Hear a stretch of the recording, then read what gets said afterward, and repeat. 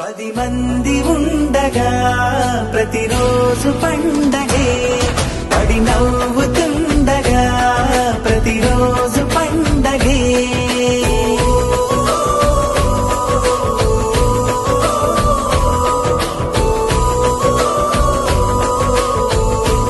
మేము కలవగా తెగ కలవరం, అసలిది కదా ఒక సంబరం, ఒక వరసలా కదిలిన క్షణం ఇక తెలియదు